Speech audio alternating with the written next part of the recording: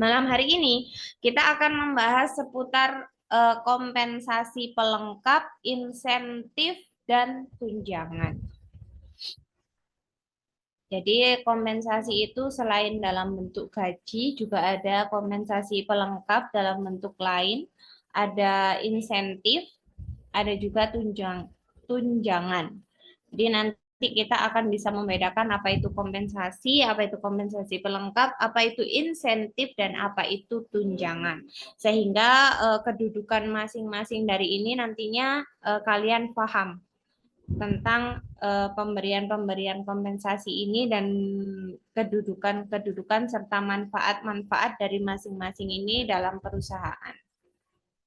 Nah, perusahaan seringkali mengabaikan kompensasi langsung, seringkali mengabaikan kebutuhan akan bentuk kompensasi lain yang diberikan kepada karyawan agar mampu meningkatkan kinerja mereka. Pemberian kompensasi di luar gaji sebenarnya menjadi bagian penting yang tidak boleh terlewatkan. Jadi, sebagai seorang pelaku usaha, sebagai seorang pemilik perusahaan, setidaknya selain pemberian kompensasi terhadap kinerja yang sudah dilakukan oleh karyawan dalam bentuk gaji atau upah yang pemberiannya atau sistem pemberiannya dibagi kemarin berdasarkan sistem waktu, sistem hasil, dan juga sistem borongan, setidaknya atau sebaiknya perusahaan itu juga memberikan kompensasi dalam bentuk lain yang disebut dengan kompensasi pelengkap.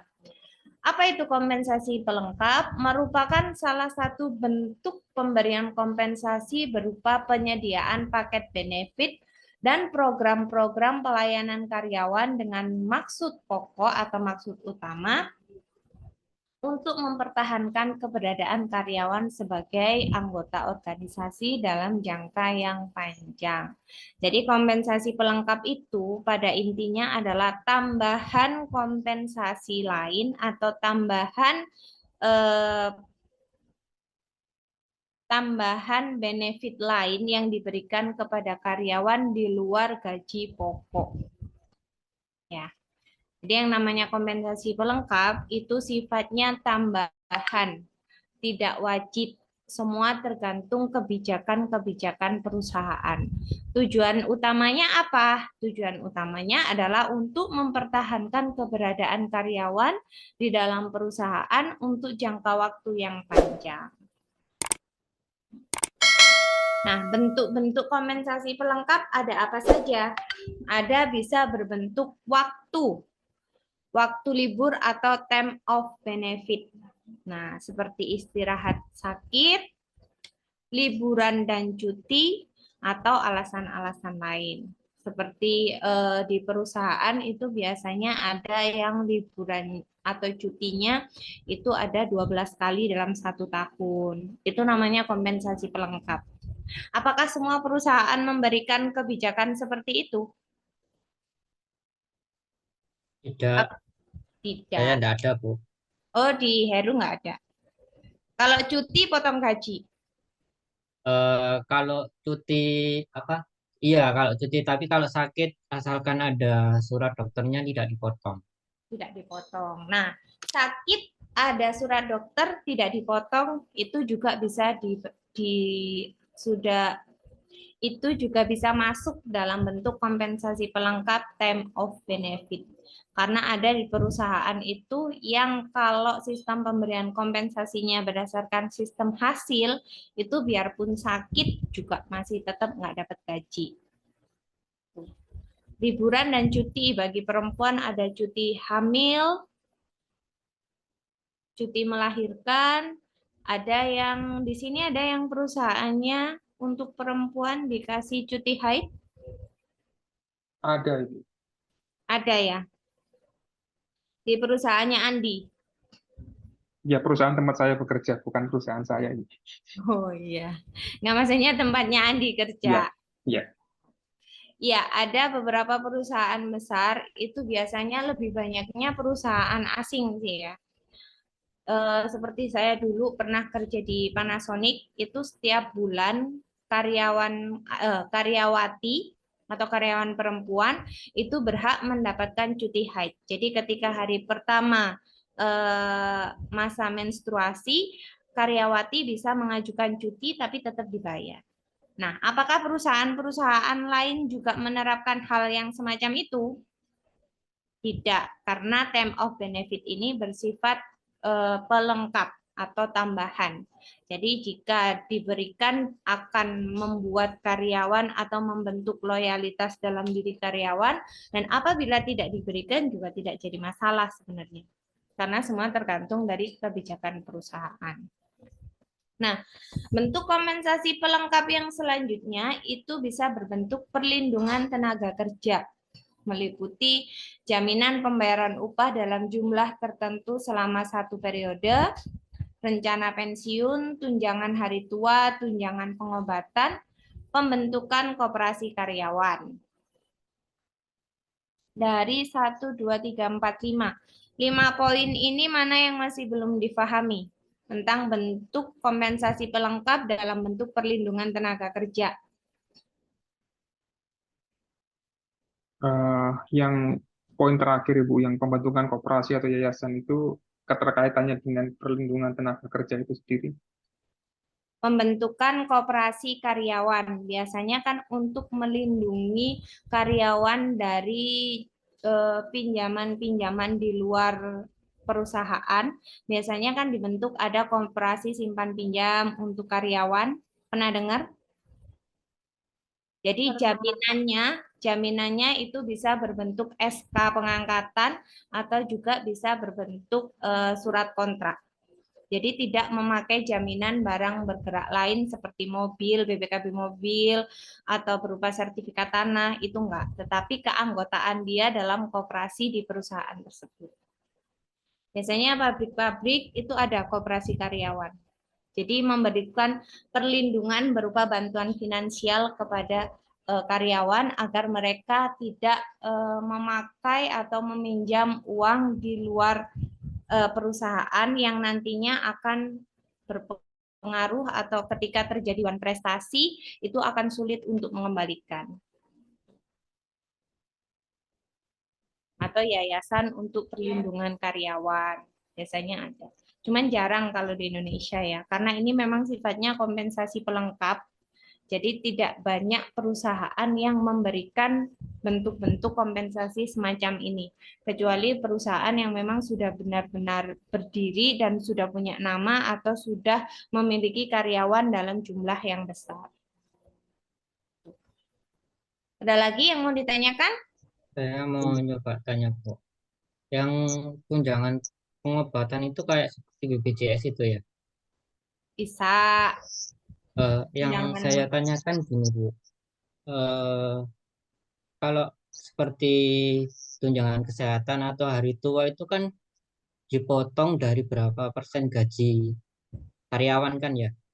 Itu apakah bisa dimasukkan dalam tunjangan? Padahal itu kan istilahnya kan gaji karyawan yang dipotong gitu, Bu. Tunjangan hari raya dan tunjangan pengobatan.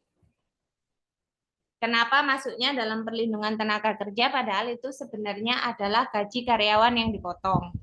Iya. Sebenarnya bukan gaji karyawan yang dipotong ya, tetapi gaji karyawan yang disisihkan. Karena kan nantinya juga akan kembali ke kalian.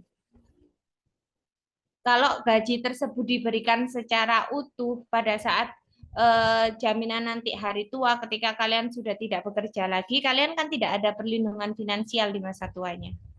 Sebenarnya ini dalam bentuk bantuan ya. Kalau tunjangan hari tua sama tunjangan pengobatan itu hanya bantuan untuk menyisihkan dari jumlah gaji kalian.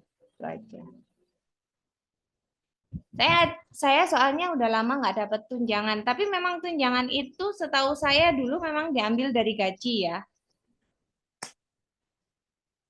Kalau Iya, Bu. sekarang juga sama ya? Sama. Atau kalau yang lain? Ada kan Kalau yang waktu sekarang ganti BPJS itu dibayarnya di luar gaji loh. Gajinya nggak dipotong. Tapi perusahaan memang ikut secara massal terus membayar iurannya untuk BPJS Kesehatan. Itu sih. Kalau yang untuk jaminan hari tua memang lebih kebanyakan diambilkan dari atau dipotongkan dari gaji. Biasanya berapa persen ya potongannya? 1%, Bu. Yang 2% BPJS TK. Beda-beda mungkin Ibu. Beda-beda ya. Ya, Tapi beda-beda, Bu. Tapi ada nggak tunjangan yang memang real diberikan oleh perusahaan tanpa mengambil gaji? Ada Bu. Ada, Bu. Ada kan? Ada. Seperti BPJS itu kan nggak dipotongkan. Tapi memang perusahaan mendaftarkan terus kalian dibayarkan iurannya kan? Kalau Kalau case Saya di dipotong. Dipotong, Bu. Tetap dipotong. Iya. Ya, kalau di tempat saya dipotong Ibu. Jadi dari situ tuh perbandingan 80 banding 20. 80% dibayarkan oleh kantor, yang 20% dari gaji saya. Nah, kalau ada sharing seperti itu kan setidaknya 80% itu adalah kompensasi pelengkap yang kalian dapatkan kan? Iya, biasanya mix seperti itu Ibu. Nggak ada yang maksudnya yang real benar-benar dipotong gitu ada? Ada juga? Di saya nggak ada sih Bu. Di kamu nggak ada? Ada. Di tempatnya Heru real dipotong. Enggak, Bu. Cuman berapa Sharing persen juga gitu. kan? Sharing juga kan? Ya. Ya, berarti pembagian dari sharingnya itu yang masuk kompensasi pelengkap. Gitu. Ada lagi yang mau tanya? Tadi waktu Heru tanya, saya pikir yang tanya Dadang. Saya Ini nggak tanya, Bu. Dadang, tapi kok nggak ngomong. Kok suaranya ada? Saya mau tanya, Bu. Tanya apa, Mas Dadang? Ya, Bu. Jadi beberapa waktu yang lalu, tapi sudah lama, Bu. Jadi satu unit kami itu sudah melakukan upaya paksa. Jadi kami sudah melakukan upaya paksa, kita bawa ke kantor. Apa itu sampai pemaksaan? Upaya paksa penangkapan, Bu. Kita lakukan penangkapan. Wah, nggak enak ini pertanyaannya. Apa itu? Nah, ini apakah ini termasuk kompensasi pelengkap? Jadi kita lakukan upaya paksa. Bahasanya itu kan penangkapan, kalau bahasa halusnya kan upaya paksa. Kita lakukan penangkapan. Nah, kita itu terlambat untuk memberikan pemberitahuan penangkapan dan penahanan pada keluarga yang bersangkutan, Bu. Nah, Penangkapan itu dalam kasus apa? Ya, saya kan di polisi, Bu. Di Terus? kasus narkoba. Intinya kami sudah mengamankan orang. Kita Pak Dadang ini yang polisi itu. Ya, saya, Bu. Oh ya, nanti saya mau minta tolong. Ya, Bu. Nah, intinya kami sudah mengamankan orang, kami sudah nahan orang.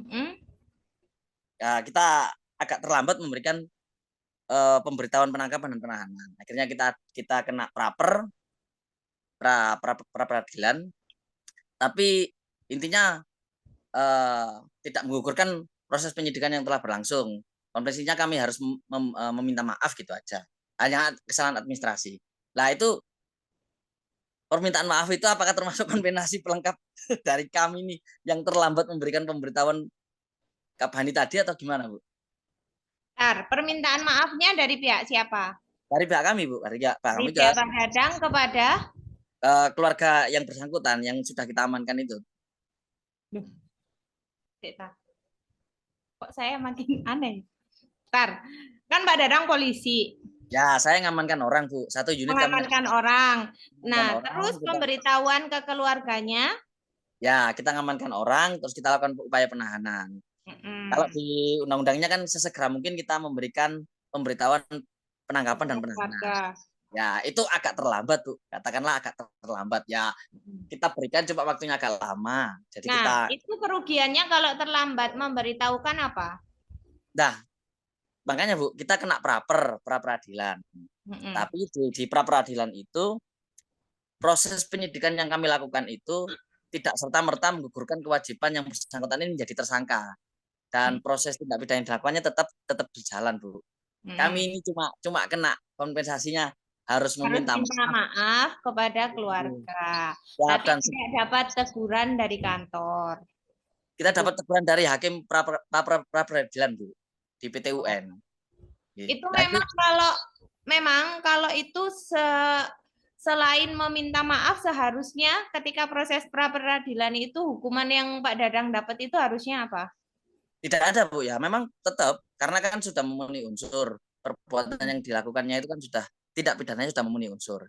Jadi tidak serta-merta bisa menggugurkannya. Jadi apakah permintaan maaf ke keluarga itu termasuk kompensasi pelengkap itu, Bu? Dari? Ya dari kami untuk keluarga itu atau gimana, Bu? Soalnya kami ini kan kalau Ibu bicara kompensasi pelengkap ini kan perusahaan profit, Bu. Saya itu juga bingung. Ya suka nyambung juga sih. Saya ini kan kami ini bergerak di bidang non profit gitu loh, makanya kompensasi kelengkap, istirahat sakit. Jadi gini, baik itu perusahaan profit maupun non profit, selama status kita karyawan. Nah, ini tuh posisinya Pak Dadang yang karyawan, bukan kompensasi pelengkap untuk pelaksanaan pekerjaan Pak Dadang atau untuk profesi Pak Dadang.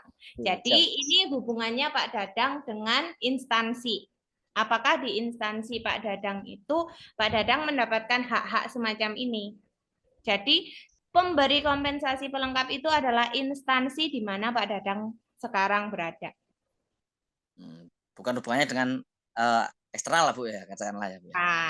Bukan Pak Dadang ke pihak keluarganya tadi, itu bukan. Karena pihak yang namanya kompensasi itu adalah ganti rugi atau imbalan yang diberikan oleh perusahaan terhadap kinerja karyawan kan. Nah, keluarganya tadi kan nggak ngapa-ngapain. Ya, jadi itu nggak dapat kompensasi.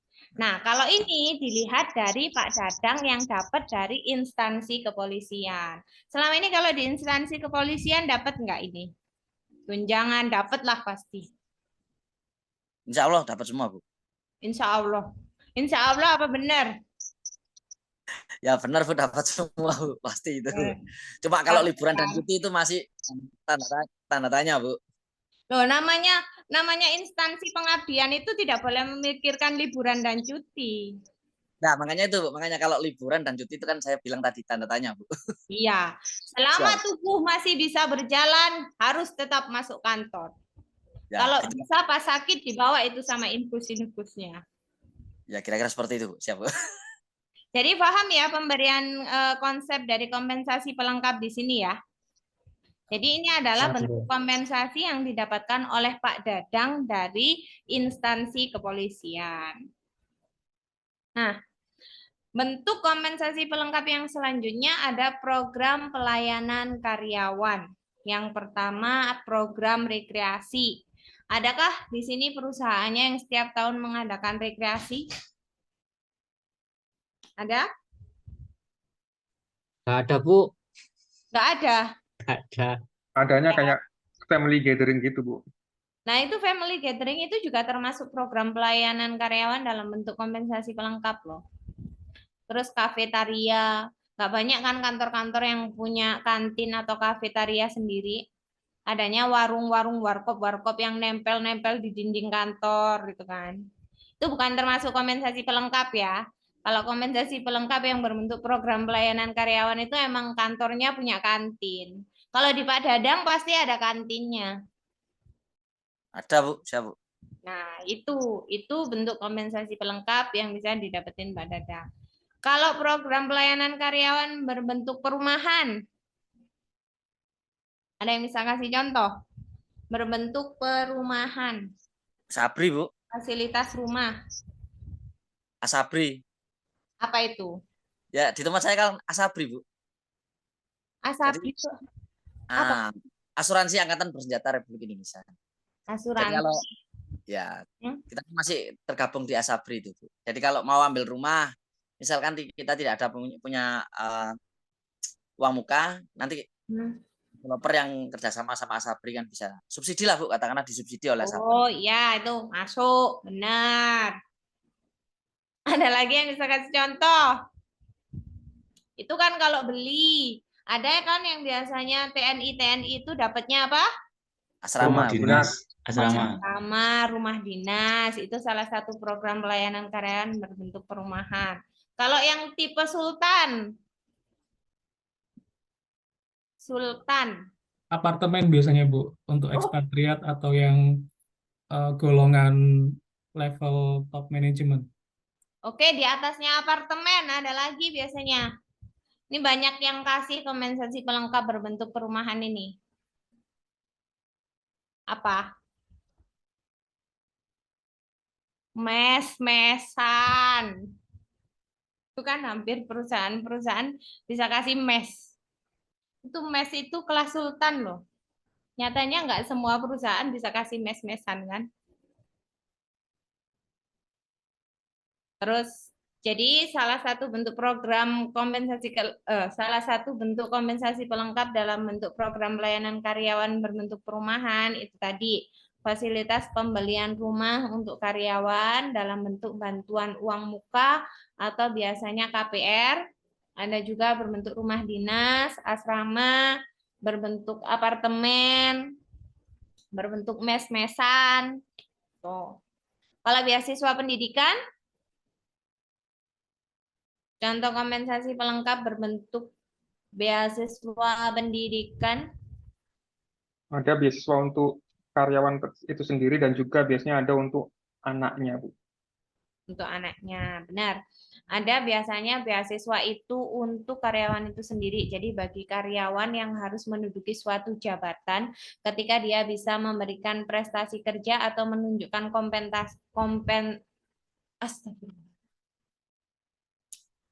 kompetensi lebih pada perusahaannya, biasanya kan untuk menduduki suatu jabatan tertentu dibutuhkan tingkat pendidikan tertentu. Misalnya dari S1 harus ke S2. Nah, biasanya beasiswa pendidikan ini yaitu karyawan dikuliahin sama perusahaan untuk mengambil jenjang pendidikan guna menunjang jabatan yang saat ini diemban. Ada juga yang beasiswa pendidikan untuk anak-anaknya. Teman saya dulu kerja di Jawa Pos, itu ada beasiswa pendidikan untuk anaknya sampai 2 anak. Jadi 2 anaknya itu tiap bulan dapat bantuan pendidikan. Kalau fasilitas pembelian? Biasanya Siapa pembelian yang rumah. Nah, tadi yang jawab ada Anggun, ada Mas Dadang, ada Andi,